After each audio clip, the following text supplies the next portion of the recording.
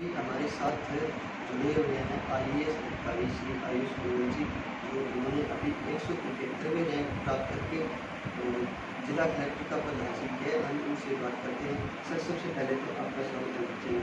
बहुत बहुत धन्यवाद। सर, आपने 173वें रैंक प्राप्त की है और आपका स्वागत भी हमारे गाँव में होगा। इसके लिए आपका सर बहुत बहुत स्वागत है, जो आपने हमें अपना महत्वपूर्ण समय दिया सर। जी, मेरे को बहुत गदगद फील हुआ, बहुत गदगद महसूस हो रहा है अपने ही गांव में, अपनी माटी, अपनी धरती में वापस आके, और जहां मेरे को इतना सम्मान मिला तो मेरा पूरा दिल भरा है पूरे गाँव वासियों के लिए। सर, आपने तैयारी कैसे की? मैंने तैयारी 2021 में चालू की थी। शुरुआत में मैंने एनसीईआरटी से स्टार्टिंग करी, जो कि सबसे बेसिक किताबें होती हैं। इसके बाद मैंने जो भी बुक्स टॉपर्स रिकमेंड करते हैं, जैसे कि पॉलिटी के लिए लक्ष्मीकांत, इकोनॉमी के लिए एक और बुक, ज्योग्राफी के लिए एनसीईआरटी, इस तरह से धीरे धीरे पढ़ के उन सबसे अपने आप सेल्फ स्टडी करके और फिर मैंने एग्ज़ाम दिया। सर, यूपीएससी का एग्ज़ाम महत्वपूर्ण इसलिए है क्योंकि सभी इसको बहुत हार्ड मानते हैं। सर, आप इसको किस तरह से मानते हैं? देखिए, एग्ज़ाम हार्ड तो है, ये तो बिल्कुल फैक्ट है कि ये एग्ज़ाम है जो कि 10 लाख बच्चों में से मात्र 800-900 बच्चे सिलेक्ट करता है, जिसमें से आईएएस सिर्फ 180 बच्चे बनते हैं। तो हाँ, ये हार्ड है, लेकिन हम हार्ड होने के बावजूद भी एग्ज़ाम देते हैं क्योंकि हमें भरोसा रहता है कि हम क्लियर कर सकते हैं। तो मेरा ये मानना है कि ठीक है, कोई चीज़ मुश्किल है, लेकिन इसका मतलब ये नहीं कि आप उसको कोशिश ही ना करें। जैसे कि एक बहुत अच्छी कविता है कि कौन कहता है कि आसमान में छेद नहीं होता, एक पत्थर तो तबीयत से उछालो यार। तो कोशिश तबीयत के साथ करनी चाहिए। और सर, आप ये बताओ कि आपने तैयारी कितने घंटे की? क्योंकि हम कई बार वीडियो देखते हैं यूट्यूब पे, तो इसलिए कोई बताता है कि मैंने सिर्फ 2 घंटे तैयारी की, कोई कहता है मैंने सिर्फ 4 घंटे पढ़ के मैंने आईएएस का पेपर क्लियर कर दिया। आज हम आपका ये सवाल ही क्लियर करवा देते हैं कि सर ने कितने घंटे तैयारी की। सर, आपने कितने घंटे पढ़ाई? जी, मैंने रेगुलर 8 घंटे तैयारी की थी। अब किसी दिन 9 घंटे हो सकता है, किसी दिन 7 घंटे हो सकता है, बट सबसे इम्पोर्टेंट जो महत्वपूर्ण चीज़ थी वो थी कंसिस्टेंसी। कंसिस्टेंसी यानी कि लगातार 8 घंटे पढ़ाई करना। ऐसा नहीं होना चाहिए किसी दिन 12 घंटे पढ़ रहे हो, किसी दिन 4 घंटे पढ़ रहे हैं। मैंने लगातार 8 घंटे पढ़ाई की थी, हफ्ते में कम से कम 6 दिन और 7वें दिन 4 घंटा, ताकि मैं हफ्ते में करीब 50 घंटा पढ़ाई कर सकूँ। तो ये मेरा टारगेट रहता था और ऐसे में इसको फुलफिल करता था। और सर, जैसे कोई 4 घंटे पढ़ता है, कोई 5 घंटे पढ़ता है, तो आप किसी भी नए स्टूडेंट जो पहली बार तैयारी कर रहे हैं उनको थोड़ा बताएं कि वो किस तरह से तैयारी करें, ताकि वो भी आपकी तरह एक जिला कलेक्टर का पद हासिल करें। जी, मेरे को लगता है कि घंटे इतने महत्वपूर्ण नहीं होते, उससे ज़्यादा घंटों का इस्तेमाल कितना अच्छे तरीके से होता है वो महत्वपूर्ण होता है। तो कुछ बच्चे जो है 5 घंटे पढ़ के भी यूपीएससी क्लियर कर देते हैं और कुछ 14 घंटे पढ़कर भी नहीं कर पाते हैं। तो मेरा ये मानना है कि आप एक शेड्यूल बनाइए पूरा। शेड्यूल यानी कि आपको क्या क्या करना है, टाइम टेबल। आप एक टाइम टेबल बनाइए, मेरे को क्या सब्जेक्ट पढ़ना है, कितनी तारीख को पढ़ना है, और उसके बाद 8 घंटे से 9 घंटा अपनी सहूलियत के हिसाब से पढ़िए, पर लगातार पढ़िए। अगर आप लगातार 1 साल तक पढ़ेंगे तो, और ईश्वर अगर आपके साथ है तो अवश्य ही आपका सिलेक्शन होगा। सर, इस एग्ज़ाम में मैं किस्मत और जो होता है अपना मेहनत, कौन सी को आप प्रेफरेंस करते हैं सर? देखिए, मेरे को लगता है कि ज़िंदगी और इस एग्ज़ाम दोनों में किस्मत और मेहनत दोनों का ही बहुत रोल होता है।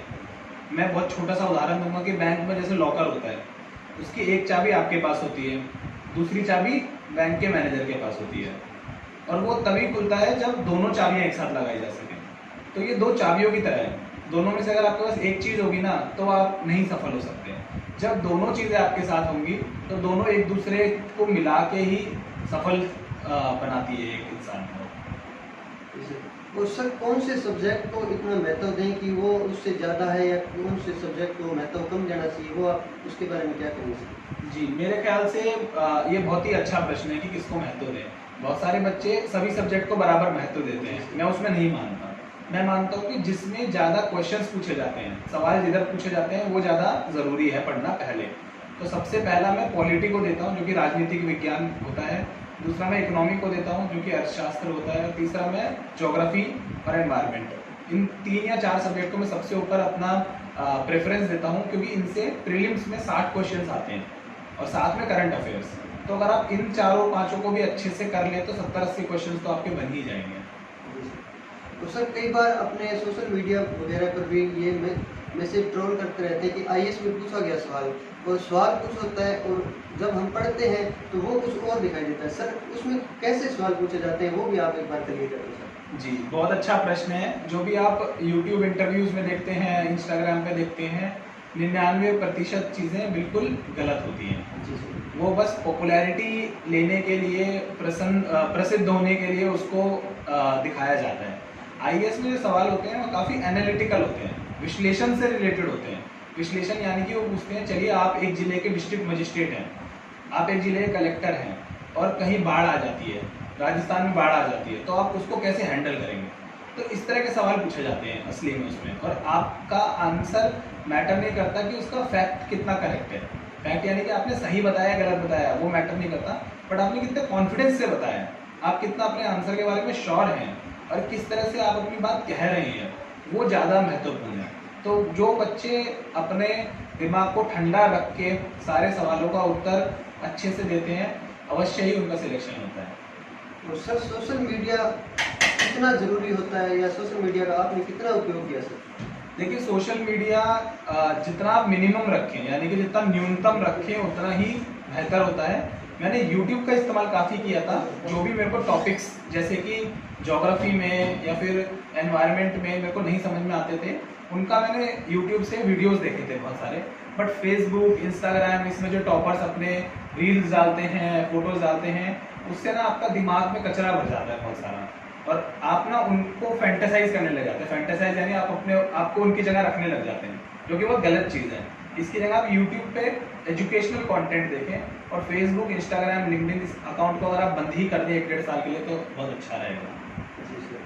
और सर कई बार क्या होते हैं कि बच्चे 1-2 बार पेपर देते हैं और वो बीच में डीमोटिवेट हो जाते हैं, वो सोचते हैं कि हम इस नौकरी के लिए बने ही नहीं, तो उनके लिए सर आप क्या कहोगे? देखिए, मेरा ये कहना है कि डिमोटिवेशन होना ज़िंदगी का एक पहलू है। मैं ये नहीं कहूँगा कि आपको डिमोटिवेट होना ही नहीं चाहिए, आप होते हैं, ये एक सच्चाई है। और इसको जितना जल्द आप मान लें कि हाँ मैं किसी वजह से डिमोटिवेट हो रहा हूँ, उतना ही जल्दी आप मोटिवेट होना शुरू हो जाते हैं। क्योंकि अगर आप देखें कितने सारे टॉपर्स होते हैं जिनके हाथ तक नहीं होते, जिनके पैर तक नहीं होते, वो फिर भी आईएएस बनते हैं। जैसे ईरा सिंघल एक टॉपर थी, उनको कमर में इतनी दिक्कत थी, वो रैंक 1 आई थी। इस साल एक लड़की है आकृति सेठी, उसके 5 प्रीलिम्स फेल हुए और वो 6ठे प्रीलिम्स, मेंस, इंटरव्यू तीनों एक साथ क्लियर करके आईएएस बन गई। तो इस तरह के जब उदाहरण हमारे सामने हैं तो मैं बोलूँगा आप उन उदाहरणों को देखिए, उनसे सीखिए, उनसे प्रेरणा लीजिए और सोचिए कि मेरे अंदर क्या कमी है और मैं उस कमी को सुधारूँ। और जब तक ना सुधारूँ तब तक चैन से ना सोऊं, और तब तक परस्पर मेहनत कर सकता हूँ मैं उसमें। और सर जैसे कई बार हम तैयारी करते हैं और मन में सोच ही लेते हैं कि हमें बनना है तो सिर्फ आईएएस ही बनना है और कुछ बनना ही नहीं, तो उसमें आप कई बार असफल भी हो जाते हैं, तो समाज वाले भी कहते हैं कि तू आईएएस की जगह और कुछ बन जा, तो आप उसके बारे में क्या कहोगे सर? देखिए, असफलता होना लाजमी है, क्योंकि जैसे कि मैंने शुरुआत में बताया 10 लाख में से 180 बच्चे बनते हैं। तो 10 लाख में से अगर हम 180 को घटाएं तो 9,99,820 बचते हैं। लेकिन इसका मतलब ये नहीं ना 9,99,820 बच्चे एक फेलियर है, वो और भी चीज़ें एक्सप्लोर कर सकते हैं। आपने देखा होगा बहुत सारे यूपीएससी फेलियर जो होते हैं इतने बड़े बड़े कोचिंग इंस्टीट्यूट्स खोल लेते हैं, है ना। विजन आईएएस जैसे कि इंस्टीट्यूट है, उनके मैं डायरेक्टर से मिला था, वो क्या थे, वो यूपीएससी में पास नहीं हो पाए थे, ठीक है। या फिर नीचे रैंक आती है, बहुत लोग सोचते हैं मैं आईएएस ही बनना है। विकास दिव्याकृति सर कभी आईएएस नहीं बने वो, लेकिन आज हजारों आईएएसओ को निकालते हैं वो। तो ज़रूरी नहीं कि यही आपका एक प्रोफेशन है, यही आप कर सकते हैं। इसके अलावा भी दुनिया बहुत बड़ी है। अगर आपको लगता है कि मैं किसी और जगह अपनी एबिलिटी का इस्तेमाल बेटर कर सकता हूँ, तो अवश्य ही उस प्रोफेशन को आपको चुनना चाहिए। तो सर आप ये बताओ कि युवा जो तैयारी कर रहे हैं उनके बारे में आप क्या संदेश देना चाहोगे, ताकि वो भी तैयारी को अपनी मजबूत करके और आगे बढ़ सकें सर? जी, मैं युवाओं को एक ही संदेश देना चाहूँगा कि आप लगे रहिए। लगन बहुत ज़रूरी है यूपीएससी की परीक्षा में, क्योंकि आपको 1 से 2 साल की कम से कम डेडिकेटेड पढ़ाई देनी ही पड़ती है। तो आप आंख बंद कीजिए, बिल्कुल लगे रहिए, ईश्वर का नाम लीजिए, जिसमें भी आप भरोसा करते हैं, माता पिता में, ईश्वर में, अल्लाह में, यीशु में, किसी में विश्वास करते हैं, उसको मान के आप लगे रहिए कि किसी दिन मेरे को सफलता मिलेगी। और आप जो भी मोटिवेशन के लिए यूज़ करते हैं, जैसे मैं कविता यूज़ करता था कि लहरों से डरकर नौका पार नहीं होती, और कोशिश करने वालों की कभी हार नहीं होती। तो आप कोशिश करते रहिए, जब तक आप कोशिश करेंगे तो शिक्षा आपको एक दिन आपका हक जरूर दिलाएगी। तो अगर आप लगे रहेंगे तो ज़रूर आप कुछ तो डेफिनेटली बन के निकलेंगे। जी सर। और सर समाज अपना होता है, जैसे गांव, कोई गांव के बच्चे भी तैयारी करते हैं, कुछ शहर के बच्चे भी तैयारी करते हैं, तो सर माहौल कितना मैटर करता है इसके बारे में?